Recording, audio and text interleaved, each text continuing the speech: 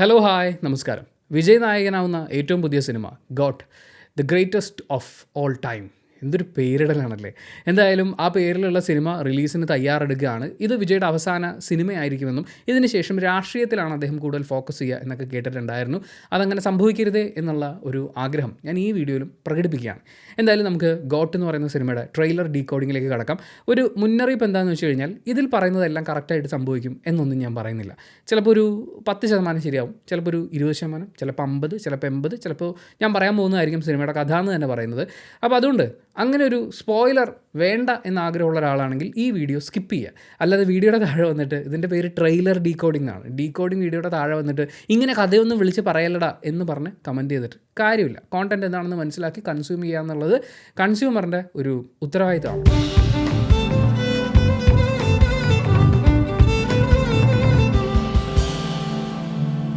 So let's start with എന്താണ് got greatest of all time. ഒരാൾ അയാളുടെ മേഖലയിലെ എല്ലാ കാലത്തെയും എക്കാലത്തെയും ഏറ്റവും വലിയ ഒരാളായിട്ട് മാറാണ്, ഏറ്റവും ഗ്രേറ്റ് ആയിട്ടുള്ള ഒരാളായിട്ട് മാറാണ്. അങ്ങനെയാണെങ്കിൽ അടുത്ത ഗോട്ട് ആരായിരിക്കും എന്ന് വെച്ചാൽ, ഇപ്പോൾ ഞാൻ ഗ്രേറ്റസ്റ്റ് ഓഫ് ഓൾ ടൈം ആണെന്ന് അങ്ങ് വിചാരിക്കും, വെറുതെ സങ്കല്പിക്കാൻ വേണ്ടിയിട്ട്.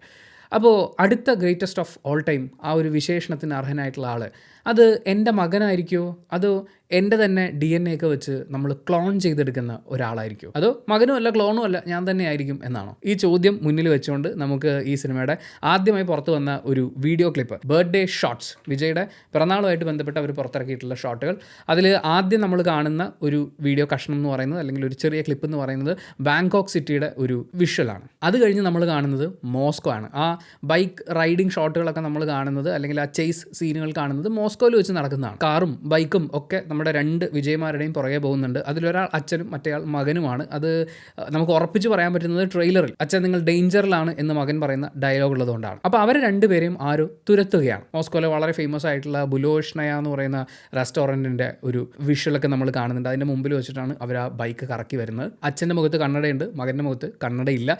അച്ഛൻ്റെ ഒരു സ്റ്റൈൽ എന്ന് പറയുന്നത് ഒരു സിംഗിൾ ഷർട്ടാണ്, മകൻ പക്ഷേ ടീഷർട്ട് ഇട്ടിട്ട് അതിൻ്റെ മുകളിൽ ഷർട്ട് ഇടുന്ന ഒരു സ്റ്റൈലാണ്. അത് പ്രത്യേകം ശ്രദ്ധിക്കേണ്ട ആവശ്യമുണ്ട്. ഇതിൽ അവർ ഇട്ടിരിക്കുന്ന ഡ്രസ്സ് നമ്മളൊന്ന് ശ്രദ്ധിച്ച് നോക്കുകയാണെന്നുണ്ടെങ്കിൽ പിന്നീട് വന്ന ട്രെയിലറിൽ അച്ഛൻ നിങ്ങൾ ഡേഞ്ചറിലാണ് എന്ന് പറയുകയും ഒരാളൊരു വെടിവെക്കുകയും ഒക്കെ ചെയ്യുന്ന ഒരു ഷോട്ടുണ്ട്. അവിടെ അവർ ധരിച്ചിരിക്കുന്നത് സെയിം ഡ്രസ്സാണ്. അപ്പോൾ ഈ റഷ്യയിൽ വെച്ച് അവർക്ക് നേരെ ഒരു അറ്റാക്ക് ഉണ്ടാവുകയും അവർ രക്ഷപ്പെടാൻ ശ്രമിക്കുന്നതിൻ്റെ ഭാഗമായിട്ട് ചേസും കാര്യങ്ങളൊക്കെ ഉണ്ടാവും. പക്ഷേ ഇതേ ബർത്ത്ഡേ ഷോട്ട്സിൽ നമ്മൾ ശ്രദ്ധിക്കാതെ പോകുന്ന കുഞ്ഞു കുഞ്ഞു കാര്യങ്ങളുണ്ട്. ഒന്ന്, ഒരു സിംഗിൾ ഷോട്ടാണ്. ഓറഞ്ച് കളറിലെ സ്യൂട്ട് പോലത്തെ ഒരു സംഭവം ധരിച്ചിട്ടുള്ള ഒരാൾ ഒരു ബ്ലൂ കളർ ലൈറ്റ് നിറച്ചിട്ടുള്ള ബോക്സിലേക്ക് നോക്കി നിൽക്കുകയാണ്. അദ്ദേഹത്തിൻ്റെ രണ്ട് സൈഡിലും ഒരുപാട് സ്ക്രീനുകളൊക്കെ നമുക്ക് കാണാൻ വേണ്ടിയിട്ട് സാധിക്കും. ആ സ്ക്രീനുകളിൽ ഒന്നിൽ എഴുതിയിരിക്കുന്നത് ഇങ്ങനെയാണ്: peak of 11 billion in 2050. 2050 peak of 11 billion achieve ചെയ്യുമെന്ന് പറയുന്നത്. അത് ജസ്റ്റ് ഗൂഗിൾ ചെയ്ത് നോക്കിയാൽ നമുക്ക് മനസ്സിലാക്കാൻ പറ്റും. UN പറഞ്ഞിരിക്കുന്നത് പ്രകാരം ലോകത്തെ ജനസംഖ്യ അതിൻ്റെ പീക്കിൽ ടച്ച് ചെയ്യാൻ പോകുന്നത് 11 ബില്യൺ ആയിട്ടാണ്. അത് 2050 സംഭവിക്കും എന്നൊക്കെയാണ്. അപ്പോൾ ലോക ജനസംഖ്യയെ തന്നെ കണക്ട് ചെയ്യുന്ന ഒരു വിഷയമാണ് ആ ലാബിനുള്ളിൽ, അല്ലെങ്കിൽ ആ ഒരു റൂമിനുള്ളിൽ സംഭവിക്കുന്നത്. അതിൻ്റെ തൊട്ടടുത്തായിട്ട് താഴെ ഒരു ബോക്സ് ഇരിപ്പുണ്ട്. അതിലെഴുതിയിരിക്കുന്നത് ചൈനീസ് ആണോ ജാപ്പനീസ് ആണോ എന്നെനിക്ക് ഉറപ്പിച്ച് പറയാൻ പറ്റില്ല. ഞാനതിൻ്റെ ട്രാൻസ്ലേറ്റർ, നമ്മുടെ ഗൂഗിൾ ട്രാൻസ്ലേറ്റർ വെച്ചിട്ട് നമുക്ക് ക്യാമറ വെച്ചിട്ട് ചെയ്യാൻ പറ്റില്ല. അങ്ങനെ സ്കാൻ ചെയ്തപ്പോൾ ജനറ്റിക് എഞ്ചിനീയറിംഗ് കമ്പനി 236 എന്നാണ് എഴുതിയിരിക്കുന്നത്. ഈ 236 എന്ന് പറയുന്നത് അവരവിടെ ഡെലിവറി ചെയ്തിരിക്കുന്ന ഈ ബോക്സിൻ്റെ നമ്പർ ആയിരിക്കും. അങ്ങനെ നോക്കുമ്പോൾ ഒരു സെറ്റ് ഓഫ് എക്സ്പെരിമെൻറ്റ്സ് നടന്നുകൊണ്ടിരിക്കുകയാണ്. ഒരു ജനറ്റിക് എഞ്ചിനീയറിംഗ് കമ്പനിയുടെ സാമ്പിൾസ് വന്നുകൊണ്ടേയിരിക്കുന്നു. അതിൽ 236 നമ്പറിലുള്ള ആ സംഭവമായിരിക്കും ആ ബോക്സിനകത്ത് ഉണ്ടാവും, ആ ബ്ലൂ ലൈറ്റുള്ള ബോക്സിനകത്ത്. അതിലെന്തായിരിക്കും എന്ന് ചോദിച്ചു കഴിഞ്ഞാൽ, അതിൻ്റെ തൊട്ടപ്പുറത്തെ ഒരു മോണിറ്ററിൽ ഒരാൾ വെള്ളം പോലൊരു സ്ഥലത്ത് ഇങ്ങനെ കിടക്കുന്നൊരു ചെറിയ വിഷ്വൽ, അത് ഞാൻ സൂം ചെയ്തൊക്കെ നോക്കി, എനിക്ക് ആളുടെ ഫേസ് കിട്ടിയില്ല. അപ്പോൾ ഒരു ജീവനുള്ള ഒരു സംഭവമാണ്. അതൊരു മനുഷ്യൻ തന്നെ ആയിരിക്കാം. അത് നമ്മുടെ വിജയണ്ണൻ്റെ ക്ലോൺ ആയിരിക്കുമോ? ചിലപ്പോൾ അത് വിജയ് അവതരിപ്പിക്കുന്ന കഥാപാത്രത്തിൻ്റെ മകനായിരിക്കുമോ? എന്ന് വെച്ചാൽ മൂത്ത മകനല്ല, ഇളയ മകൻ. കാരണം പുള്ളിക്ക് 2 മക്കൾ ഈ സിനിമയിൽ ഉണ്ടാവാനുള്ള സാധ്യതയുണ്ട്. അതേ വീഡിയോ ക്ലിപ്പിൽ തന്നെ നമ്മൾ പിന്നെ കാണുന്ന ഒരു ഷോട്ട് എന്ന് പറയുന്നത് വിജയ് ഒരു കാറിനകത്തിരിക്കുകയാണ്. പുറത്ത് പ്രക്ഷോഭകരായിട്ടുള്ള ആരൊക്കെയുണ്ട്, അവരുടെയൊക്കെ കയ്യിൽ കുറേ ബോർഡുകളുണ്ട്. ആ ബോർഡുകളിൽ ഒരു റിഫ്ലക്ഷൻ നമുക്ക് ഈ ഗ്ലാസ്സിൽ കാണാൻ പറ്റും. ട്രെയിലർ നോക്കുകയാണെന്നുണ്ടെങ്കിൽ അവിടെ ഈ വിജയുടെ കാറ്, വിജയ് ഉൾപ്പെടുന്ന ആളുകളുടെ ഒരു കാറുകളുടെ നിര ഒരു ഓഫീസിലേക്ക് കയറി വരുന്നുണ്ട്. പുറത്ത് പ്രക്ഷോഭകർ നിൽക്കുന്നതൊക്കെ നമുക്ക് കാണാൻ പറ്റും. അപ്പോൾ വിജയ് അവിടെ വരാൻ പാടില്ല എന്ന് ആഗ്രഹിക്കുന്ന കുറേ ആളുകൾ, അതായത് നമ്മുടെ മെയിൻ വിജയ്, ഈ ഏജൻറ്റ് അല്ലെങ്കിൽ ഗോട്ട് എന്നൊക്കെ പറയുന്ന വിജയ്, അദ്ദേഹം അവിടെ റഷ്യയിൽ ഈ പറയുന്ന സ്ഥാപനത്തിൻ്റെ മുമ്പിൽ, എനിക്ക് തോന്നുന്നു അതൊരു എംബസി ഓഫീസോ മറ്റോ ആയിരിക്കാം, അവിടെ വരരുത് എന്ന് ജനങ്ങൾ ആഗ്രഹിക്കുന്ന സിറ്റുവേഷനിൽ ഒരു സംഭവം ഉണ്ടായിട്ടുണ്ട്. അതെപ്പോഴാണ് ഉണ്ടാവുക? അയാൾ വന്നിരിക്കുന്നത് ആ രാജ്യത്തെ ജനങ്ങൾക്ക് അംഗീകരിക്കാനാവാത്ത എന്തെങ്കിലും ഒരു കാര്യം ചെയ്യാനായിരിക്കണമല്ലോ. പിന്നെ നമ്മൾ കാണുന്നൊരു ഷോട്ട്, പട്ടായ സിറ്റി എന്നൊക്കെ എഴുതിയിട്ടുള്ള ഫയർഫോഴ്സ് പോലീസ് വാഹനങ്ങളൊക്കെ ഒരു സൈഡിൽ നിൽപ്പുണ്ട്. ഒരു ബൈക്ക് അവിടെ പാർക്ക് ചെയ്ത് വെച്ചിട്ടുണ്ട്. കുറച്ച് മാറിയിട്ട് എന്തോ ഒന്ന് കത്തിക്കൊണ്ടിരിക്കുന്നുണ്ട്. ആ കത്തുന്നത് കെടുത്താനായിരിക്കുമല്ലോ ഫയർ എഞ്ചിൻ ഒക്കെ വന്നിട്ടുണ്ടാവുക. ഇതേ ഷോട്ട് നമ്മൾ ട്രെയിലറിലും കാണുന്നുണ്ട്. പട്ടായയിൽ വെച്ച് എന്നെ സംബന്ധിച്ച് ഈ സിനിമയിൽ സംഭവിക്കാൻ സാധ്യതയുള്ളത് ഒരേ ഒരു കാര്യമാണ്. വിജയ് അദ്ദേഹത്തിൻ്റെ ഭാര്യയോടും മകനോടൊപ്പം ഒരു വെക്കേഷൻ വരുന്നു. പക്ഷേ അതൊരു വെക്കേഷനല്ല, അവിടെ അദ്ദേഹത്തിന് ഒരു ഓപ്പറേഷൻ ഉണ്ട്. അദ്ദേഹത്തിന് അസൈൻ ചെയ്തിട്ടുള്ള ഒരു ഓപ്പറേഷൻ ഉണ്ട്. അത് ചെയ്യാൻ വേണ്ടി വരുന്ന സമയത്ത് കുടുംബത്തിനെയും കൂടി കൊണ്ടുവരുന്നു. ചിലപ്പോൾ ഒരു കവറായിട്ട് കൊണ്ടുവരുന്നതായിരിക്കാം. എന്തായാലും ആ സമയത്ത് തന്നെ അവിടെ സംഭവിക്കുന്നതായിരിക്കും അത്. ഇനി മെയിൻ വിജയ്, ഞാൻ അങ്ങനെ കോട്ട് ചെയ്യാട്ടോ, ഇനി അങ്ങോട്ട് ഗോട്ട് മെയിൻ ക്യാരക്ടറിനെ, മെയിൻ വിജയ് ആയിട്ടുള്ള അല്ലെങ്കിൽ ഗാന്ധി എന്ന് പറയുന്ന ക്യാരക്ടർ. സോ ഗാന്ധിയുടെ ഭാര്യയും മകനും അവിടെ വെച്ച് ഒരു കാർ ആക്സിഡൻറ്റിൽ വല്ലതും മരിക്കുന്നുണ്ടാവും. പിന്നെ നമ്മൾ കാണുന്നൊരു ഷോട്ട്, വിജയുടെ ഒരു ഫോട്ടോ വെച്ചിട്ട് ആരോ ഷൂട്ടിംഗ് പ്രാക്ടീസ് ചെയ്യുന്നതാണ്, വെടിവെച്ച് പ്രാക്ടീസ് ചെയ്യുന്നതാണ്. സോ അവരുടെ ടാർഗറ്റ് എന്ന് പറയുന്നത് ഇന്ത്യ മഹാരാജ്യത്തിനെ അല്ലെങ്കിൽ മറ്റേതെങ്കിലും ഒരു നഗരത്തിനെ ആക്രമിക്കുക എന്നുള്ളതല്ല, വിജയിനെയാണ് അവർക്ക് കയ്യിൽ കിട്ടേണ്ടത്. അവിടെ നിന്ന് ചിന്ന ചിന്ന കൺകൾ എന്ന് പറയുന്ന ഒരു സോങ് അവർ റിലീസ് ചെയ്തിട്ടുണ്ടായിരുന്നു. അതിൻ്റെ വിഷ്വൽസിലൂടെ പാസ് ചെയ്ത് പോകുമ്പോൾ നമുക്ക് മനസ്സിലാക്കാൻ പറ്റും, സ്നേഹ അവതരിപ്പിക്കുന്ന വിജയുടെ ഗാന്ധി എന്ന് പറയുന്ന കഥാപാത്രത്തിൻ്റെ ഭാര്യ അവർ ഗർഭിണിയാണ്. ഓൾമോസ്റ്റ് പ്രസവിക്കേണ്ട സമയമൊക്കെ ആവുന്നുണ്ടാവും. അവർക്ക് മൂത്ത ഒരു മകനുമുണ്ട്. ഈ മകനും ഗർഭിണിയായ ഭാര്യയും ഗാന്ധിയും, ഇവർ 3 പേരുള്ള ഒരു സോങ്ങാണത്. മോസ്റ്റ് പ്രോബബ്ലി എനിക്ക് ഫീൽ ചെയ്യുന്നത് അവർ മരിക്കുന്നുണ്ടാവും. ഒരു പക്ഷേ ഗർഭസ്ഥ ശിശു മരിക്കുന്നുണ്ടാവാം, അല്ലെങ്കിൽ മറ്റാരെങ്കിലും ആ ഗർഭസ്ഥ ശിശുവിനെ സ്വന്തമാക്കുന്നുണ്ടാവും. പിന്നെ റിലീസായ മറ്റൊരു ട്രാക്ക്, ഏറ്റവും പോപ്പുലർ ട്രാക്ക് എന്ന് പറയുന്നത് വിസിൽ പോഡ് എന്ന് പറയുന്ന ട്രാക്കായിരിക്കും. ബാറിൽ വെച്ചിട്ടുള്ള ഒരു സോങ് ആണ്. അവിടെ നമ്മൾ ജയറാമിനെ കാണുന്നുണ്ട്, പ്രഭുദേവയെ കാണുന്നുണ്ട്, പ്രശാന്തിനെ കാണുന്നുണ്ട്, അജ്മലിനെ കാണുന്നുണ്ട്. ഇത് അദ്ദേഹത്തിൻ്റെ സ്ക്വാഡായിരിക്കും. പിന്നെ നമ്മൾ കാണുന്നത് സ്പാർക്ക് എന്ന് പറയുന്ന സോങ് ആണ്. അവിടെ നമ്മൾ കാണുന്നത് വളരെ യങ് ആയിട്ടുള്ള വിജയനെയാണ്. അതായത് അച്ഛൻ നിങ്ങൾ ഡേഞ്ചറിലാണ് എന്ന് പറയുന്ന വിജയനെക്കാളും കുറച്ചും കൂടി യങ്ങർ വേർഷനാണ് നമ്മൾ കാണുന്നതെന്ന് ഫീൽ ചെയ്തു. പക്ഷേ ആ ഡ്രസ്സിങ്ങും പരിപാടിയൊക്കെ കൃത്യമായിട്ട് ഫോളോ ചെയ്യുന്നുണ്ട്. ഇനിയാണ് നമ്മൾ ട്രെയിലറിലേക്ക് വരുന്നത്. നമ്മൾ നേരത്തെ പറഞ്ഞ പോലെ റഷ്യയിലെ ഒരു ഗവൺമെൻറ് ഓഫീസിലേക്ക് വരുന്ന വിജയെ നമ്മൾ കാണുന്നുണ്ട്. പുറത്ത് പ്രൊട്ടസ്റ്റ് ഒക്കെ നടക്കുന്നുണ്ട്. ഇന്ത്യയുടെ കൊടിവെച്ച കാറിലാണ് അദ്ദേഹം വരുന്നത്. അപ്പോൾ വളരെ പ്രധാനപ്പെട്ട ഒരു നെഗോഷിയേഷന് വേണ്ടിയിട്ടാണ് അദ്ദേഹം അവിടെ എത്തുന്നത്. അതെന്തായിരിക്കും? റഷ്യയിലെ ഒരു വലിയ വിഭാഗം ആളുകൾക്ക് ഒരു താല്പര്യമില്ലാത്തൊരു കാര്യം, ആരെങ്കിലും ഒരാളെ കസ്റ്റഡിയിൽ എടുക്കാൻ വേണ്ടിയിട്ടായിരിക്കും. ഇതിൽ റഷ്യയിൽ വെച്ചാണ് ഇവരൊരു ചേസും ഫൈറ്റും ഒക്കെ ഉണ്ടാകുന്നതെന്ന് ആലോചിക്കണം. അപ്പോൾ ഉറപ്പായിട്ടും കുറച്ച് കൊളാറ്ററൽ ഡാമേജ് ഉണ്ടായിട്ടുണ്ടാവും. അതിൻ്റെ ഭാഗമായിട്ട് ഈ മകൻ വിജയിനെ അവിടുത്തെ പോലീസ് അറസ്റ്റ് ചെയ്യുക, ഒരു തീവ്രവാദ കുറ്റവാളിയായിട്ട് ചിത്രീകരിക്കുക, അയാൾ ഇന്ത്യയിലേക്ക് കൊണ്ടുവരാൻ വേണ്ടിയിട്ടുള്ള പെർമിഷനൊക്കെ ആയിട്ട് വിജയ് അവതരിപ്പിക്കുന്ന കഥാപാത്രം വരിക, അങ്ങനെയൊക്കെയുള്ള സാധ്യതകളുണ്ട്. അതല്ലെങ്കിൽ എപ്പോഴത്തെയും പോലെ ഒരു ഇൻ്റർനാഷണൽ ഓപ്പറേഷൻ ഏറ്റെടുക്കുന്നതിൻ്റെ ഭാഗമായിട്ട് അദ്ദേഹം റഷ്യയിലെത്തുകയും കൂടെ മോനെ കൊണ്ടുപോകുന്നുണ്ടാവും. അവിടെ വെച്ചായിരിക്കും അവർക്ക് നേരെ ഈ ആക്രമണം ഉണ്ടാകുന്നത്. എന്തായാലും വിജയ് റഷ്യയിൽ എത്തുന്നത്, അല്ലെങ്കിൽ അവിടെ എത്തിയിട്ട് അയാൾ ചെയ്യാൻ ഉദ്ദേശിക്കുന്ന ഒഫീഷ്യൽ കാര്യം എന്ന് പറയുന്നത് അവിടുത്തുകാർക്ക് ഇഷ്ടമുള്ളൊരു കാര്യമല്ല. പിന്നെ ഒരു സെർവർ റൂം ഫൈറ്റ് നമ്മൾ കാണുന്നുണ്ട്. അതിൽ ശ്രദ്ധിച്ച് നോക്കുകയാണെങ്കിൽ വിജയുടെ കഴുത്തിൽ ഒരു ബട്ടർഫ്ലൈ ഷേപ്പിലുള്ള സംഭവമാണുള്ളത്. ഇതേ സംഭവമായിട്ട് നമ്മൾ ട്രെയിലറിലുടനീളം പലയിടങ്ങളിലായിട്ട് വിജയെ കാണുന്നുണ്ട്. വിജയും പ്രഭുദേവയും കൂടി ടൈം നോക്കിയിട്ട് നടന്ന് ഒരു പാർട്ടിയിലേക്ക് വരുന്ന ഒരു ഷോട്ട് നമ്മൾ കാണുന്നുണ്ട്. വേറെയും കുറേ കാര്യങ്ങൾ ഈ പാർട്ടിയൊക്കെ ആയിട്ട് ബന്ധപ്പെട്ട്. അപ്പോൾ ബാങ്കോക്കിൽ അവർ ഒരു ഓപ്പറേഷൻ്റെ ഭാഗമായിട്ട് ഫാമിലി ആയിട്ട് വരുന്നുണ്ടാവും. പക്ഷേ വിജയ് അദ്ദേഹത്തിൻ്റെ ഫാമിലിയെ മാറ്റി നിർത്തി ഈ ഒരു ഓപ്പറേഷന് വേണ്ടിയിട്ട് ഒരു ഹോട്ടലിലേക്കോ മറ്റോ പോവുകയും അവിടുത്തെ സെർവർ റൂമിൽ കയറി എന്തെങ്കിലും ഒരു ഡാറ്റ ആക്സസ് ചെയ്യാൻ ശ്രമിക്കുന്നുണ്ടാവും. അവിടെ വെച്ചൊരു ഫൈറ്റ് ഉണ്ടാകുന്നുണ്ടാവും. പിന്നെ നമ്മളൊരു ട്രെയിൻ ഫൈറ്റ് കാണുന്നുണ്ട്. അതായത് ട്രെയിനിനുള്ളിലൂടെ വിജയ് അങ്ങോട്ടും ഇങ്ങോട്ടും പോകുന്നു, അദ്ദേഹത്തിൻ്റെ മുഖത്തുനിന്ന് മുഖം മൂടി എടുത്ത് മാറ്റുന്നു, വേറെ കുറച്ച് ആളുകളെ ഇടിച്ച് വീഴ്ത്തുന്നു. മറ്റൊരു ഷോട്ട് പാരച്യൂട്ട് വെച്ച് ജമ്പ് ചെയ്യുന്ന വിജയെ നമ്മൾ കാണുന്നതാണ്. അപ്പോൾ നേരത്തെ നമ്മൾ പറഞ്ഞ ആ സെർവർ റൂമൊക്കെ ആക്സസ് ചെയ്ത് അവിടുന്ന് ആവശ്യമുള്ള വിവരങ്ങളൊക്കെ കിട്ടിയതിന് ശേഷം അയാൾ അവിടുന്ന് രക്ഷപ്പെടുന്നത് പാരച്യൂട്ട് ഉപയോഗിച്ചിട്ടായിരിക്കും. ഇതിൽ പല ഷോട്ടുകളും കാണുമ്പോൾ മിഷൻ ഇമ്പോസിബിൾ ആണ് ഓർമ്മ വരുന്നത്. പക്ഷേ ഒരു മിഷൻ ഇമ്പോസിബിൾ അല്ല. ആ സീരീസിലെ പല സിനിമകളും ഇതിനകത്തേക്ക് വരാൻ സാധ്യതയുണ്ട്. വന്ന് ജെമിനി മാനിൽ ലാൻഡ് ചെയ്യുമെന്നാണ് എനിക്ക് തോന്നുന്നത്. പിന്നെ നമ്മുടെ വിജയ് ഒരാളെ ചാടി ചവിട്ടുന്ന ഒരു വിഷ്വൽ നമ്മൾ ട്രെയിലറിൽ കാണുന്നുണ്ട്. വേറെയും ഫൈറ്റ് സീക്വൻസുകൾ കാണുമ്പോൾ ചിലതൊക്കെ സൂക്ഷിച്ച് നോക്കിക്കഴിഞ്ഞാൽ ഇന്ത്യയിലെ ഒരു വളരെ പ്രധാനപ്പെട്ട ഗവൺമെൻറ് ഓഫീസിൽ വെച്ചിട്ടാണ് ഇദ്ദേഹത്തിൻ്റെ ഈ ഫൈറ്റ് നടക്കുന്നത്. അവിടെ അതിക്രമിച്ച് കയറിയ ആളുകളെയാണ് വിജയ് ആക്രമിക്കാൻ ശ്രമിക്കുന്നത്. ആ സമയത്തൊക്കെ അദ്ദേഹത്തിൻ്റെ കയ്യിൽ ഒരു ബാഗുണ്ട്. ആ ബാഗിനകത്ത് എന്തോ ഉണ്ട്, വളരെ വിലപ്പെട്ട എന്തോ ഒരു കാര്യം പ്രൊട്ടക്ട് ചെയ്യാനാണ് അയാൾ ശ്രമിക്കുന്നത്. പിന്നെ ഡൽഹി ആണ് നമ്മൾ കാണുന്നത്. ഒരുപാട് പ്രധാനപ്പെട്ട ഗവൺമെൻറ് ഓഫീസുകളൊക്കെ ഉൾപ്പെടുന്ന സ്ഥലമാണ്. അവിടെ വെച്ചിട്ടായിരിക്കും ഇങ്ങനെ പുതിയൊരു ലീഡർ നമ്മളെ നയിക്കാൻ വേണ്ടി വരുന്നുണ്ട്. ഗോട്ട് ഓഫ് സാറ്റ്സ് എന്നൊക്കെ പറയുന്ന വിജയെ ഇൻട്രൊഡ്യൂസ് ചെയ്യുന്ന ആ സ്ഥാപനമൊക്കെ ആ ഒരു സ്ഥലത്തായിരിക്കും ഉണ്ടാവുക. പിന്നെ ഒരു ഗിയർ ഷിഫ്റ്റിംഗ്, കാറിൻ്റെ ഗിയർ ഷിഫ്റ്റ് ചെയ്യുന്ന കുറച്ച് വിഷ്വലൊക്കെ നമ്മൾ കാണുന്നുണ്ട്. അത് പട്ടായയിൽ വെച്ച് തൻ്റെ ഫാമിലിയെ രക്ഷിക്കാൻ വേണ്ടി വിജയണ്ണൻ നടത്തുന്ന ചേസിൻ്റെ ഭാഗമായിട്ടുള്ള വിഷ്വൽസ് ആയിരിക്കും. പിന്നീട് നമ്മൾ ആ ചേസിൻ്റെ വിഷ്വൽസ് കാണുന്നുണ്ട്. ഒരു കാർ വിജയ് ഓടിക്കുന്നു, കുറേ ആൾക്കാർ അതിനെ ചേസ് ചെയ്ത് പുറകെ വരുന്നുണ്ട്. പിന്നെ പട്ടായയിൽ ഒരു മാർക്കറ്റിൽ വെച്ചിട്ടുള്ളൊരു ഫൈറ്റ് സംഭവം നമ്മൾ കാണുന്നുണ്ട്. അതൊക്കെ ഈ ചേസിങ്ങിൻ്റെ ഭാഗമായി സംഭവിക്കുന്നതായിരിക്കാം. എന്തായാലും ആ ചേസിങ്ങിൻ്റെ ഭാഗമായിട്ട് പുള്ളി വണ്ടി ഓടിച്ചു പോകുമ്പോൾ അദ്ദേഹത്തിൻ്റെ പുറകിൽ ഭാര്യ ആയിട്ടുള്ള ക്യാരക്ടറിനെ അവതരിപ്പിക്കുന്ന സ്നേഹയുണ്ട്. പിന്നെ സ്നേഹയും ലൈലയും കൂടിയുള്ളൊരു സീനുണ്ട്. അതിൽ സ്നേഹ ആശുപത്രി കിടക്കയിലാണ്. അപ്പോൾ പറയുന്നത് കുട്ടിക്ക് കുഴപ്പമൊന്നുമില്ലെന്നാണ് ഡോക്ടർ പറഞ്ഞതെന്നൊക്കെയാണ്. അത് മിക്കവാറും ഈ ചേസിന് ശേഷമുള്ള ഒരു കോൺവെർസേഷൻ ആവാം. പിന്നെ നമ്മൾ കുറച്ച് പ്രൊട്ടസ്റ്റേഴ്സിൻ്റെ ബോർഡൊക്കെ കണ്ടില്ലേ, അതിൽ പലതിലും എഴുതിയിരിക്കുന്നത് കൂട്ടി വായിക്കുമ്പോൾ റഷ്യയിലേക്ക് കടന്നു പോകരുത് എന്നും നോ സൺ സംതിങ് അങ്ങനെയൊക്കെയാണ് എനിക്ക് ഫീൽ ചെയ്യുന്നത്. അപ്പോൾ മകനുമായിട്ട് ബന്ധപ്പെട്ട എന്തോ ഒരു കാര്യത്തിനാണ് വിജയ് പ്രായമായതിനു ശേഷം റഷ്യയിലേക്ക് വരുന്നത്. നേരത്തെ നമ്മൾ പറഞ്ഞ പട്ടായ സീക്വൻസുകളിലെല്ലാം ഈ ട്രെയിൻ ഫൈറ്റ് ആണെങ്കിലും ബാങ്കോക്കിലെ ഒരു സെർവർ റൂം ആക്സസ് ചെയ്യുന്നതിലുള്ള ഫൈറ്റിലാണെങ്കിലും അവിടെയൊക്കെ നമ്മൾ യങ് ആയിട്ടുള്ള വിജയാണ് കാണുന്നത്, മറ്റേ GOAT Vijay. He is a GOAT of sorts എന്ന് പറയുന്നുണ്ട്. ആ സാറ്റ്സ് എന്ന് പറയുന്നത് സ്പെഷ്യൽ ആൻറ്റി ടെററിസം സ്ക്വാഡാണ്. ആ സ്ക്വാഡിൽ ഇതുവരെ ഉണ്ടായിട്ടുള്ള ഏറ്റവും ഗംഭീര ഏജൻ്റായിട്ടാണ് വിജയുടെ ക്യാരക്ടറിനെ അവതരിപ്പിക്കുന്നത്. അതിൽ 68 ഇൻ്റർനാഷണൽ ഓപ്പറേഷൻ, സക്സസ്ഫുൾ ആയിട്ടുള്ള 68 ഇൻ്റർനാഷണൽ ഓപ്പറേഷൻസ് എന്ന് പറയുന്നുണ്ട്. 2 ഓപ്പറേഷൻ ഒരു വർഷത്തിൽ വെച്ച് ചെയ്തു കഴിഞ്ഞാലും ഏകദേശം 39 വർഷത്തോളമൊക്കെ അദ്ദേഹത്തിന് അവിടെ എക്സ്പീരിയൻസ് ഉണ്ടാവണം. ഒരു 22-23 വയസ്സിൽ അവിടെ കയറിയതാണെങ്കിലും ഒരു 50-60 വയസ്സിനടുത്ത് പ്രായമെങ്കിലും വിജയ് അവതരിപ്പിക്കുന്ന ഈ ഗോട്ട് ക്യാരക്ടറിന് ഉണ്ടാവേണ്ടതാണ് വയസ്സായതിനു ശേഷം. പക്ഷേ പുള്ളിനെ കാണുമ്പോൾ അത്രയും ഫീൽ ചെയ്യുന്നില്ല. ഇനി ഈ 68 ഇൻ്റർനാഷണൽ ഓപ്പറേഷൻ ഒന്ന് വെച്ച് ഓരോ വർഷമാണെങ്കിൽ എന്ത് പ്രായം ഉണ്ടായേനെ. വേറെയും കുറേ ഓപ്പറേഷൻസ് പുള്ളി ചെയ്തതായിട്ട് പറയുന്നുണ്ട്. എനിക്ക് ആ ഒരു നമ്പർ കേട്ടപ്പോൾ ഒന്ന് സൂചിപ്പിക്കണം എന്ന് തോന്നി. പിന്നെ നമ്മൾ പ്രത്യേകം ശ്രദ്ധിക്കേണ്ട ഒരു ഷോട്ട് വരുന്നത് തോളിലൊരു ബാഗ്, അതൊരു തിളങ്ങുന്ന ബാഗാണ്, എനിക്കൊന്നൊരു ഗോൾഡൻ കളറിലുള്ള ബാഗാണ്. ഈ ബാഗുമായിട്ട് തീ പിടിച്ചിട്ടുള്ള ഒരു ട്രെയിനിൽ നിന്ന് വിജയ് ഒരു ഹെലികോപ്റ്ററിലുള്ള കയറിലേക്ക് ചാടി കയറുന്നതാണ്. അപ്പോൾ ആ ഹെലികോപ്റ്റർ വരുന്നൊരു ഷോട്ട് പിന്നീട് നമ്മൾ കാണുന്നുണ്ട് ട്രെയിനിന് മുകളിലൂടെ. ഈ ട്രെയിൻ ഓടുന്നതെന്ന് പറഞ്ഞാൽ 2 സൈഡ് മരുഭൂമിയായി കിടക്കുന്ന ഒരു സ്ഥലമാണ്. ഈ ട്രെയിനിനകത്ത് വെച്ച് തന്നെ ഒരാൾ വിജയോട് ഡയലോഗ് പറയുന്നുണ്ട്. മോഹൻ എന്ന് പറയുന്ന ആർട്ടിസ്റ്റാണ് അത് പറയുന്നതെന്നാണ് തോന്നുന്നത്. എനിക്ക് ആ ആർട്ടിസ്റ്റിനെ കുറിച്ച് അധികം അറിയാത്തതുകൊണ്ടാണ്.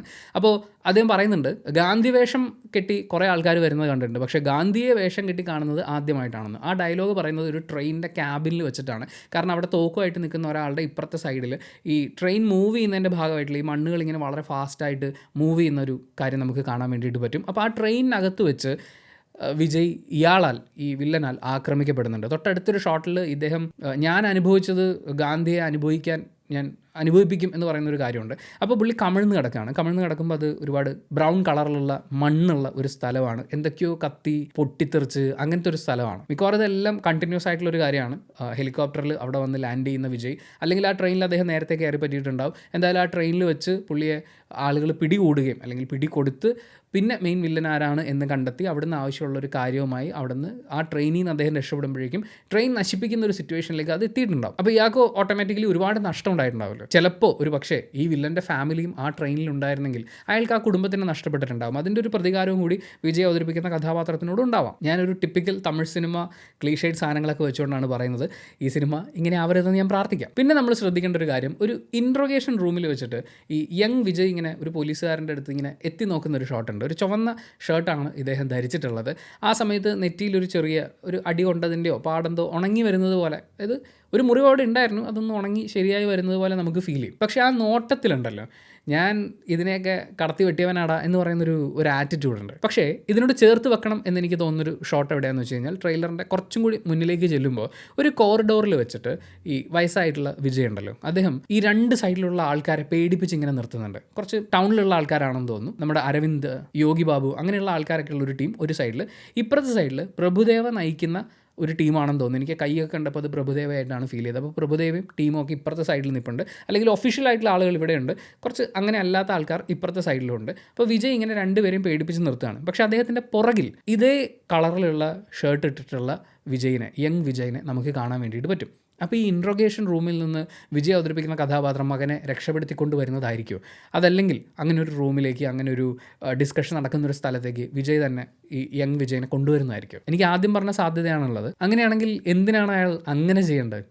അയാളുടെ മകനൊരു കുറ്റം ചെയ്തിട്ടുണ്ടെങ്കിൽ നമ്മൾ ഈ പറഞ്ഞ ഗോട്ട് വിജയുടെ ഒരു സ്വഭാവമൊക്കെ വെച്ചിട്ട് അവനെ ശിക്ഷിക്കുകയല്ലേ വേണ്ടത്? അപ്പോൾ ഇദ്ദേഹത്തിന് അറിയാം മകൻ കുറ്റം ചെയ്തിട്ടില്ല എന്ന്. അപ്പോൾ ഈ അതോറിറ്റി എന്തിനാണ് മകൻ്റെ രൂപമുള്ള ഒരാളുടെ പുറകെ പോകുന്നുണ്ടാവുക? അപ്പോൾ അതിനോട് സിമിലർ ആയിട്ടുള്ള മറ്റാരോ കളത്തിൽ ഇറങ്ങിയിട്ടുണ്ട്. അതിന് വിജയുടെ ക്ലോൺ ആയിരിക്കുമോ, അല്ലെങ്കിൽ രണ്ടാമത്തെ മോനായിരിക്കുമോ? പിന്നെ നമ്മൾ യങ് ആയിട്ടുള്ള ഗോട്ട് വിജയുടെ കുറച്ച് യങ് ആയിട്ടുള്ള ഒരു വേർഷൻ കാണുന്നുണ്ട്. അദ്ദേഹം മദ്യപിക്കുന്ന ഒരു സ്വഭാവമുള്ള ആളാണ്. എല്ലാ ദിവസവും രാത്രി വെള്ളമടിച്ച് വന്നിട്ട് ഇനി മേലാൽ മദ്യപിക്കില്ല എന്നൊക്കെ പറയുന്നുണ്ട്. എനിക്ക് ഫീൽ ചെയ്യുന്നത് എങ്ങനെയാണെന്ന് വെച്ച് കഴിഞ്ഞാൽ, ഈ ക്യാരക്ടറിൻ്റെ ഒരു മദ്യപാന ശീലത്തിൻ്റെ ഒക്കെ ഭാഗമായിട്ട് അദ്ദേഹത്തിൻ്റെ ഫുൾ കൺട്രോളിലല്ലാതിരിക്കുന്നൊരു സമയത്ത് അദ്ദേഹം ആക്രമിക്കപ്പെട്ടാൽ കൂടെ കുടുംബം ഉണ്ടെങ്കിൽ കുടുംബത്തിൽ ചിലപ്പോൾ അദ്ദേഹത്തിന് നഷ്ടപ്പെടുന്നുണ്ടാവാം. അങ്ങനെ മദ്യത്തെ വെറുത്ത്, ഈ ജോലിയെ വെറുത്ത്, ഇതിൽ നിന്നൊക്കെ വിട്ടു നിൽക്കുന്നൊരു സാഹചര്യത്തിലേക്ക് അച്ഛൻ വിജയ് അല്ലെങ്കിൽ ഗോട്ട് വിജയുടെ ക്യാരക്ടറിന് അങ്ങനൊരു സിറ്റുവേഷൻ ഉണ്ടാവുമോ? അങ്ങനെ ഭാര്യയെ നഷ്ടപ്പെടുകയാണെങ്കിൽ അതിനോടൊപ്പം ഇളയ മകനെ ആയിരിക്കും നഷ്ടപ്പെടുക, അതായത് വയറ്റിലുള്ള കുട്ടിയായിരിക്കും നഷ്ടപ്പെടുക, അതോ മൂത്ത മകനെ ആയിരിക്കും? എന്തായാലും അവിടെ ഒരു നഷ്ടപ്പെടൽ ഉണ്ടാവുന്നുണ്ട്. പിന്നെ നമ്മൾ നമ്മുടെ യങ് വിജയിനെ ഒരു പെൺകുട്ടിയോടൊപ്പം ഒരു മോളിൽ വെച്ചിട്ട് കാണുന്നുണ്ട്. അടിച്ചു പൊളിച്ച് നടക്കുന്നു. മറ്റേ പാട്ടൊക്കെ വന്നിട്ടുള്ളത് ഈ ആർട്ടിസ്റ്റുമായിട്ടാണ്. അവിടെയുള്ളൊരു ആറ്റിറ്റ്യൂഡ് വെച്ചിട്ട് അച്ഛൻ്റെ അടുത്ത് അച്ഛൻ നിങ്ങൾ ഡേഞ്ചറിലാണ് എന്ന് പറയുന്ന ആ മകനുണ്ടല്ലോ, അയാളുമായിട്ട് അയാളുടെ ആറ്റിറ്റ്യൂഡായിട്ട് എനിക്ക് അങ്ങോട്ട് സെറ്റ് ആവുന്നില്ല എന്ന് തോന്നി. അതായിരിക്കും ഈ പറഞ്ഞ ഇളയ മകൻ, അതോ ഒറിജിനൽ മകനെ പോലെ വേഷം കെട്ടി നടക്കുന്ന ക്ലോൺ ആയിരിക്കും? പിന്നെ ഇതിൽ ശ്രദ്ധിക്കേണ്ട ഒരു കാര്യം എന്ന് പറയുന്നത്, നമ്മുടെ ഗോട്ട് വിജയ് അദ്ദേഹത്തിൻ്റെ ഒരു യങ്ങർ വേർഷനിലിരിക്കുന്ന സമയത്ത്, അതായത് ചെറുപ്പക്കാരനായിരിക്കുന്ന സമയത്ത് ഒരു ഹോട്ടലിൽ വെച്ചിട്ട് കൈയൊക്കെ പൊക്കി ഇങ്ങനെ ഡാൻസ് കളിക്കുന്ന പോലത്തെ ഒരു വിഷ്വൽ നമ്മൾ കാണുന്നുണ്ട്. അവിടെ തൊട്ട് സൈഡിലായിട്ട് ടേബിളിൻ്റെ പുറത്ത് മറ്റേ വീഡിയോ ഗെയിം കളിക്കുന്ന ഒരു കൺസോൾ ഇരിപ്പുണ്ട്. അതൊരു 90കളിലെ നൊസ്റ്റാൾജിയാണ്. ഒരു 5 വയസ്സ് 6 വയസ്സുള്ള സമയത്ത് അതുപോലൊരു ഗെയിമൊക്കെ കളിച്ചുകൊണ്ടിരുന്ന ഒരാൾക്ക് 2024 എത്തുമ്പോൾ എങ്ങനെ കളിച്ചാലും ഒരു 10-35 വയസ്സ് പ്രായം ഉണ്ടാവും. പക്ഷേ വിജയുടെ മകനായിട്ട് ഈ പ്രസൻറ്റ് കാലഘട്ടത്തിൽ നമ്മൾ കാണുന്ന ആ പുള്ളിയില്ലേ, അദ്ദേഹത്തിന് അത്രയും പ്രായമില്ല. എങ്ങനെ പോയാലും ഒരു 24 to 26 ഉള്ളിലാണ് ആ ഏജ് വരുന്നത്. അപ്പോൾ അവിടെ വരുന്നൊരു ഡൗട്ട് എന്ന് പറയുന്നത്, മകനെയും ഭാര്യയും നഷ്ടപ്പെട്ടിട്ട് ഭാര്യയുടെ വയറ്റിലുള്ള കുഞ്ഞിനെ മാത്രമാണോ വിജയ്ക്ക് കിട്ടുന്നുണ്ടാവുക? പിന്നെയാണ് ഈ ട്രെയിലറിലെ ഏറ്റവും പ്രധാനപ്പെട്ടൊരു കാര്യം നമ്മുടെ മുന്നിലേക്ക് വരുന്നത്. ഡെവിൾ എന്നെഴുതിയിട്ടുള്ള ഒരു ഹെൽമെറ്റാണ്. ഈ ട്രെയിലറിലുടനീളം വളരെ പ്രാധാന്യത്തോടെ ആ ഹെൽമെറ്റ് ധരിച്ചിട്ടുള്ള ആൾ വരുന്നുണ്ട്. ആൾ രൂപത്തിൽ കുറച്ചും കൂടി ചെറുതാണ്. മാത്രമല്ല വിജയൊക്കെ പൊക്കിയെടുത്ത്, അതായത് ഗോട്ട് വിജയനെയൊക്കെ പൊക്കിയെടുത്ത് എറിയുന്നുണ്ട്. അത്രയും കരുത്തുള്ള ഒരു ക്യാരക്ടറായിട്ടാണ് പുള്ളിയെ കാണിക്കുന്നത്. അങ്ങനെ വിജയണ്ണനെയൊക്കെ പെറുക്കി എറിയണമെങ്കിൽ വിജയണ്ണൻ തന്നെ ആയിരിക്കേണ്ടത്. അല്ല പുറത്തുനിന്നൊരു ഗുണ്ട വന്നിട്ട് വിജയണ്ണനെ എറിയുന്നത് നമ്മൾ ഫാൻസുകാരെങ്ങനെ സഹിക്കും? മാത്രമല്ല ഈ ഡെവിളിന് എഴുതിയിട്ടുള്ള ഹെൽമെറ്റ് ധരിച്ചിട്ടുള്ള ആൾക്ക് സിനിമയുടെ ട്രെയിലറിലുടനീളം വളരെ സ്റ്റൈലിഷ് ആയിട്ടുള്ള സ്റ്റൺസൊക്കെ അവർ കൊടുത്തിട്ടുണ്ട്.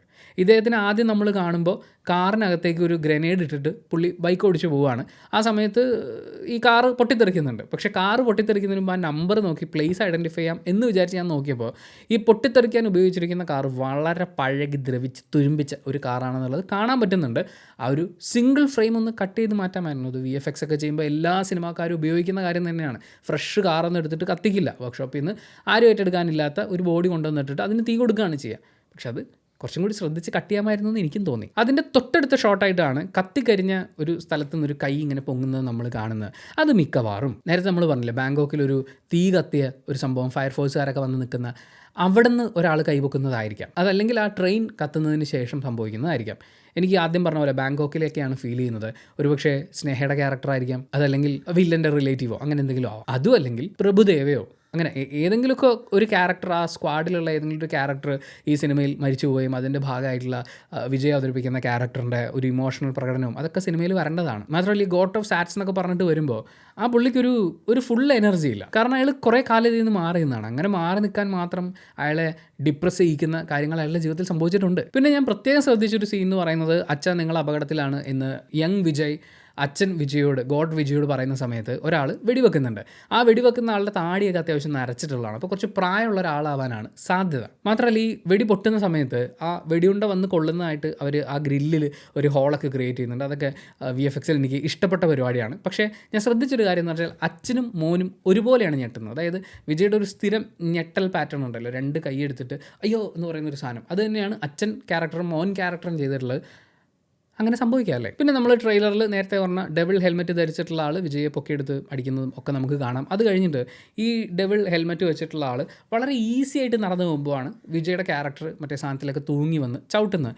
അങ്ങനെ ഈസിയായി അയാൾ എന്തോ എടുക്കാൻ വേണ്ടി, അതായത് ഓൾറെഡി വിജയനെ ഇടിച്ച് താഴെ ഇട്ടതിന് ശേഷം അയാൾക്ക് ആവശ്യമുള്ള കാര്യത്തിലേക്ക് അയാൾ വളരെ ഈസി ആയിട്ട് നടന്നു പോവാണ്. അപ്പോഴാണ് വീണെടുത്തുനിന്ന് എണീറ്റ് വന്ന് ഈ ഗോട്ട് വിജയ് ഇദ്ദേഹത്തിനെ ചവിട്ടി തെറിപ്പിക്കുന്നുണ്ടാവുക. ആൻഡ് ആ ട്രെയിൻ ഷോട്ടിൽ ഒരു സൈഡിൽ ഞാൻ ജയറാമിനെ കണ്ടതുപോലെ എനിക്ക് ഫീൽ ചെയ്തു. അപ്പോൾ ആ ട്രെയിനകത്ത് വിജയുണ്ട്, ജയറാമും ഉണ്ട്. മാത്രമല്ല ആ ഫൈറ്റ് നടക്കുന്നത് ചെന്നൈയിലാണ്. അതുപോലെ മറ്റൊരു ശ്രദ്ധിക്കേണ്ട ഷോട്ട് എന്ന് പറയുന്നത്, ട്രെയിനിൻ്റെ അകത്ത് വെച്ച് കിച്ചണിനകത്തേക്ക് കയറി വരുന്ന വിജയ് തൻ്റെ പാൻറ് ഇങ്ങനെ പൊക്കി ഇടുന്ന ഒരു ജസ്റ്റർ ഉണ്ട്. അതേ കാര്യം തന്നെ ഈ യങ് ആയിട്ടുള്ള വിജയും ചെയ്യുന്നത് നമ്മൾ കാണുന്നുണ്ട്. പക്ഷേ അതൊരു തിയേറ്റർ ആംബിയൻസ് ആണ്. അതായത് സിനിമാസ് 1, 2 എന്നൊക്കെ പറഞ്ഞ ഒരു തിയേറ്റർ ടിക്കറ്റ് കൗണ്ടർ പോലെയാണ് എനിക്ക് ഫീൽ ചെയ്തത്. പക്ഷേ അദ്ദേഹം ധരിച്ചിരിക്കുന്ന ഡ്രസ്സ് എന്ന് പറയുന്നത് യെല്ലോ കളറിൽ ഒരു CSK ഫാൻ ധരിക്കാൻ സാധ്യതയുള്ള ഡെഫിനറ്റ്ലി നോട്ട് എന്ന് പറയുന്ന കാര്യം എഴുതിയിട്ടുള്ള ടീഷർട്ടാണ്. ധോനി പറഞ്ഞതാണ്. പിന്നെയാണ് ചെന്നൈയെ കൂടുതൽ ഫോക്കസ് ചെയ്യുന്ന ഷോട്ടുകൾ നമുക്ക് ട്രെയിലറിൽ കാണാൻ പറ്റുന്നത്. ചെന്നൈയിൽ എവിടെയോ ബോംബ് വെച്ചിട്ടുണ്ടെന്ന് പറയുന്നു. കുറച്ച് ആൾക്കാർ കൂടിയിട്ട് ബോംബ് പോലത്തെ ഒരു സാധനം എടുത്ത് അഴുക്ക് വെള്ളത്തിലേക്ക് ഇടുന്നുണ്ട്. എന്നാൽ അതേ സാധനം തന്നെ തുറന്നിട്ട് അതിനകത്തുള്ള ബോംബ് എടുത്ത് മാറ്റുന്ന മറ്റൊരാളെ നമ്മൾ കാണുന്നുണ്ട്. എനിക്ക് ആ ആർട്ടിസ്റ്റിനെ മനസ്സിലായിട്ടില്ല. ഒരു യെല്ലോ കളർ ജാക്കറ്റാണ് പുള്ളി ധരിച്ചിരിക്കുന്നത്. അത് പ്രത്യേകം ശ്രദ്ധിക്കണം. എന്തായാലും തോട്ടിലേക്ക് ബോംബ് എടുത്തിടുമ്പോൾ അതിൻ്റെ ബാക്കിൽ നമുക്ക് ശ്രദ്ധിച്ചാൽ കാണാൻ പറ്റുന്നത് ധോനി നിൽക്കുന്നത് നമുക്ക് കാണാൻ പറ്റും. ധോനിയുടെ ഒരു കട്ടൗട്ട് നമുക്ക് കാണാൻ പറ്റും. അതുപോലെ ആ മൊത്തം പരിപാടിയൊക്കെ കാണുമ്പോൾ ഒരു സ്റ്റേഡിയത്തിൻ്റെ ബാക്ക് സൈഡായിട്ട് നമുക്ക് ഫീൽ ചെയ്യും. പിന്നെ നമ്മൾ കാണുന്നു നമ്മുടെ ഡെവിളിന് എഴുതിയ ഹെൽമെറ്റ് ധരിച്ച ആൾ മെട്രോയിലേക്ക് ബൈക്ക് ഇങ്ങനെ ഫാസ്റ്റ് ആയിട്ട് ഓടിച്ച് കയറ്റുന്നത്. അതിനുശേഷമായിരിക്കും മെട്രോയിൽ വെച്ച് വിജയായിട്ടുള്ള ഫൈറ്റൊക്കെ ഉണ്ടാവുക. പിന്നെ വളരെയധികം ശ്രദ്ധിക്കേണ്ട ഒരു ഷോട്ട്, വിജയും പ്രശാന്തും തമ്മിലൊരു വഴക്കുണ്ടാവുന്നത് പോലത്തെ ഒരു സീക്വൻസ്. അങ്ങോട്ടേക്ക് പ്രഭുദേവ കയറി വന്നിട്ട് പ്രശ്നം തീർക്കാനുള്ള വഴിക്ക് പകരം നിങ്ങളിങ്ങനെ അടി ഉണ്ടാക്കുന്നു എന്നുള്ള രീതിയിൽ സംസാരിക്കുന്നുണ്ട്. ആ സമയത്ത് പ്രശാന്തിൻ്റെ കയ്യിലൊരു ഫോണുണ്ട്. ഒന്നെങ്കിൽ അയാൾ ആരെയോ ഫോൺ ചെയ്യാൻ ശ്രമിക്കുമ്പോൾ വിജയ് തടയുന്നതാണ്, അല്ലെങ്കിൽ ആ ഫോണിലുള്ള എന്തോ ഒരു ദൃശ്യം ഇയാൾ കണ്ടു കഴിഞ്ഞപ്പോൾ നീ അത് കാണരുത് എന്ന് പറഞ്ഞതിൻ്റെ ഭാഗമായിട്ട് വിജയ് വളരെ റിസ്ക്കുള്ള എന്തോ ഒരു കാര്യം ചെയ്തിട്ടുണ്ട്, പ്രശാന്തിനെ അക്സെപ്റ്റ് ചെയ്യാൻ പറ്റാത്തത്.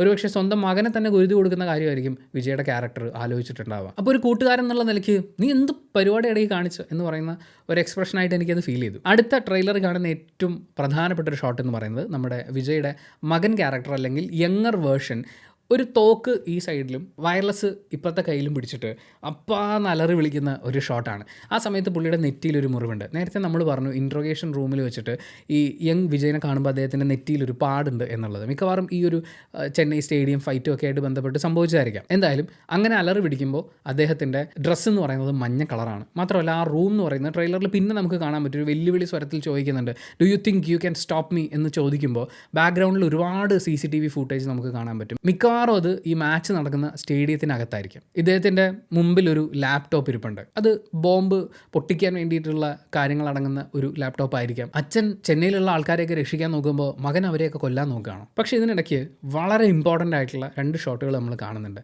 നിങ്ങൾക്ക് പറ്റില്ലെങ്കിൽ പറയൂ, ഞാൻ ചെയ്യാം എന്ന് പറയുന്ന വളരെ യങ് ആയിട്ടുള്ള ഒരു വിജയനെ നമുക്ക് കാണാൻ പറ്റും. അതായത് അച്ഛൻ ചെയ്യുന്നത് പോലെയുള്ള കാര്യങ്ങൾ ചെയ്യാൻ, അല്ലെങ്കിൽ വളരെ റിസ്ക് ഉള്ള കാര്യങ്ങൾ ചെയ്ത് സ്വയം പ്രൂവ് ചെയ്യാനുള്ള ഒരു അവസരം ആഗ്രഹിക്കുന്ന ഒരാളാണ് ആ പറയുന്നത്. നിങ്ങൾക്ക് പറ്റില്ലെങ്കിൽ പറയൂ, ഞാനത് ചെയ്യാം എന്നുള്ളത്. അത് മാത്രമല്ല, അച്ഛൻ വിജയ് തോക്കെടുക്കുന്നത് പോലെ തന്നെ ഇയാളും തോക്കെടുത്ത് ഒരു ഗുണ്ടയോ ആരോ ആണെന്ന് തോന്നുന്നു, പക്ഷേ വളരെ ലക്ഷറിയസ് ആയിട്ടുള്ള ഒരു കാറിൻ്റെ ഫ്രണ്ടിൽ നിന്നിട്ടാണ് ബാക്കിൽ വെച്ചിരിക്കുന്ന തോക്ക് ഇദ്ദേഹം പുറത്തേക്ക് എടുക്കുന്നത്. അപ്പോൾ ഒരു കൗമാര പ്രായത്തിൽ തന്നെ ഗണ്ണൊക്കെ യൂസ് ചെയ്യുക എന്ന് പറയുന്നത് ഈ യങ് വിജയ് ചെയ്യാറുണ്ടായിരുന്നു. പക്ഷേ അത് അച്ഛൻ്റെ സമ്മതത്തോടെ ആവാനുള്ള സാധ്യത വളരെ കുറവാണ്. അപ്പം എനിക്ക് തോന്നിയൊരു സ്റ്റോറി എന്ന് പറയുന്നത്, ഈ യങ് വിജയ് എന്ന് പറയുന്നത് റഷ്യയിലായിരിക്കാം, അച്ഛനിൽ നിന്ന് മാറി വളരെയായിരിക്കാം അവിടെ. അങ്ങനെ മകനെക്കുറിച്ച് ഒരു പ്രശ്നം ഉണ്ടായതായി അറിഞ്ഞ് അയാൾ അവിടുന്ന് മോചിപ്പിക്കാൻ വേണ്ടി ചെല്ലുന്ന അച്ഛൻ വിജയ്. പക്ഷേ അവിടെ വെച്ച് അവർക്ക് നേരെ ഒരു ആക്രമണം ഉണ്ടാകുന്നു.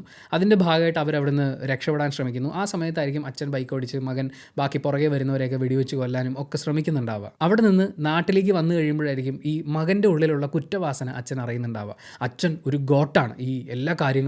അപ്പോൾ അതിനേക്കാൾ പവർഫുള്ളാണ് ഞാൻ എന്ന് തെളിയിക്കാനുള്ള അയാളുടെ ഉള്ളിലെ ത്വര, അല്ലെങ്കിൽ അച്ഛനോളം കഴിവുള്ള ഒരു മകൻ, അച്ഛനേക്കാൾ വലിയവനാണ് ഞാൻ എന്ന് തെളിയിക്കാൻ ഒരു കുറ്റകൃത്യത്തിൻ്റെ മാർഗം തിരഞ്ഞെടുക്കുക എന്ന് പറയുന്നൊരു കാര്യമാവാം. ഇനി അതല്ലെങ്കിൽ ഈ മകൻ പോലും അറിയാതെ അച്ഛൻ്റെയോ മകൻ്റെയോ ക്ലോണായിട്ടുള്ള ഒരാൾ ഒരുപാട് കുറ്റകൃത്യങ്ങൾ ചെയ്ത് അത് ഇവരുടെ തലയിലേക്ക് വെക്കുന്നതായിരിക്കാം. സാധ്യതകൾ കുറയാണ്. ഇനി സ്റ്റേഡിയത്തിൽ വെച്ചിട്ട് ഈ മേൽക്കൂരയുടെ മുകളിൽ വെച്ച് വിജയ് ഒരു ബൈക്കിൽ നിന്ന് ചാടി വരുന്നതും ബൈക്ക് അപ്പുറത്ത് കിടക്കുന്നതും അതിനുശേഷമുള്ള വിജയ് നമുക്ക് കാണാം. ആ വിജയുടെ കയ്യിലും, അതായത് ഗോട്ടായിട്ടുള്ള പ്രായമുള്ള വിജയ്, അദ്ദേഹത്തിൻ്റെ ഒരു കയ്യിൽ തോക്കുണ്ട്, മറ്റേ കയ്യിൽ വയർലെസ് ഉണ്ട്. അപ്പോൾ അച്ഛനുമായിട്ട് മകൻ കമ്മ്യൂണിക്കേറ്റ് ചെയ്യുന്നത് ഈ വയർലെസ്സിലൂടെ ആയിരിക്കും. അപ്പ എന്ന അയാൾ വിളിക്കുന്നത് ഒരു പക്ഷേ ഈ ഗോട്ട് വിജയ് ഇയാളുടെ പ്ലാൻ പൊട്ടിച്ച് കൈ കൊടുക്കുമ്പോഴായിരിക്കും. അതല്ലെങ്കിൽ ആ അച്ഛൻ സ്വന്തം ജീവൻ പണയം വെച്ച് ഒരു കാര്യം ചെയ്യുന്നുണ്ടാവാം. പക്ഷെ എനിക്ക് അത് ഫീൽ ചെയ്യുന്നില്ല. ഈ അച്ഛനും മകനും തമ്മിലുള്ള ഒരു ക്യാറ്റ് ആൻഡ് മൗസ് അല്ലെങ്കിൽ ഒരു ചെസ് ഗെയിം എന്നുള്ള രീതിയിലേക്ക് സിനിമ ഒരു ഘട്ടത്തിൽ മാറുന്നതാവാം. പക്ഷെ അങ്ങനെയാണെങ്കിൽ ഇൻറ്ററോഗേഷൻ റൂമിൽ നിന്ന് എന്തിനായിരിക്കും ഇയാൾ മകനെ രക്ഷിക്കാൻ ശ്രമിക്കുന്നുണ്ടാവുക? അപ്പോൾ മകൻ ഇങ്ങനെയൊക്കെ ചെയ്യുന്നതിൻ്റെ പിന്നിൽ ഒരു കാരണമുണ്ട് എന്ന് അയാൾ വിചാരിക്കുന്നതായിരിക്കും. അതോ മകൻ എന്ന വ്യാജേന അവിടെ ഈ പറയുന്ന ഡ്യൂപ്പായിട്ടുള്ള അല്ലെങ്കിൽ ക്ലോൺ ആയിട്ടുള്ള ഒരാൾ വന്ന് കുറ്റകൃത്യം ചെയ്യാൻ ശ്രമിച്ച് ആ കുറ്റം വിജയുടെ മകൻ്റെ തലയ്ക്ക് കെട്ടിവെക്കാൻ നോക്കുകയും അത് മനസ്സിലാക്കുന്ന വിജയ് സ്വന്തം മകനെ രക്ഷപ്പെടുത്തി യഥാർത്ഥ പ്രതിയെ കണ്ടെത്താൻ വേണ്ടി ശ്രമിക്കുന്നതായിരിക്കും. പിന്നൊരു ഷോട്ട് നേരത്തെ ഞാൻ പറഞ്ഞില്ലേ, ഒരു മഞ്ഞ ജാക്കറ്റ് ഒരാളെ ശ്രദ്ധിക്കണമെന്ന്. വിജയ് സ്റ്റേഡിയത്തിനകത്ത് വെച്ച്, മിക്കവാറും അതിൻ്റെ ബേസ്മെൻ്റ് ആയിരിക്കും, അവിടെ വെച്ച് ബൈക്ക് കറക്കുന്നൊരു ഷോട്ട് നമ്മൾ കാണുന്നുണ്ട്. ബൈക്കിൽ വളരെ ഫാസ്റ്റായിട്ട് പോകുന്നത് നമ്മൾ കാണുന്നുണ്ട്. ആ ഫാസ്റ്റായിട്ട് പോകുമ്പോൾ പുറകെ കുറച്ച് ബൈക്കുകൾ വരുന്നുണ്ട്. അതിലേറ്റവും ഫ്രണ്ടിൽ ഈ മഞ്ഞ ജാക്കറ്റ് ഇട്ട ആളെ നമുക്ക് കാണാൻ പറ്റും. അപ്പോൾ അയാൾ വിജയ്ക്കൊപ്പം നിൽക്കുന്ന ഈ ബോംബ് വീണ്ടെടുക്കുന്ന ആളായിരിക്കും. കാരണം ബോംബ് എവിടെയും ഉണ്ടെന്നറിയാം. അത് കണ്ടെത്തണമെങ്കിൽ ഇയാൾക്ക് എന്തായാലും ഒരു ഫോഴ്സ് ആവശ്യമാണ്. ഒരുപക്ഷെ CSK ഫാൻസ് ആയിട്ടുള്ള ആളുകളായിരിക്കും ഇദ്ദേഹത്തിനോടൊപ്പം നിൽക്കുന്നുണ്ടാവുക നാടിനെ രക്ഷിക്കാൻ വേണ്ടി. എന്തായാലും എനിക്ക് ഈ സിനിമയുടെ അല്ലെങ്കിൽ ഈ കഥയുടെ ഒരു ഓർഡർ ഫീൽ ചെയ്ത് എങ്ങനെയാണെന്ന് വെച്ച് കഴിഞ്ഞാൽ, വിജയ് അവതരിപ്പിക്കുന്ന ഗോട്ട് മെയിൻ ക്യാരക്ടർ, ഇയാൾ ചെയ്തിട്ടുള്ള വളരെ പ്രധാനപ്പെട്ട 2 ഓപ്പറേഷൻസ് സിനിമയിലുണ്ടാകും. അതിലൊന്ന് ട്രെയിനിൽ വെച്ച് ട്രെയിനിൽ നിന്ന് എന്തോ വീണ്ടെടുത്തതിന് ശേഷം ഹെലികോപ്റ്റർ കയറി പോകുന്നതായിരിക്കും, ട്രെയിനൊക്കെ പൊട്ടിച്ചളയുന്നുണ്ടാവും.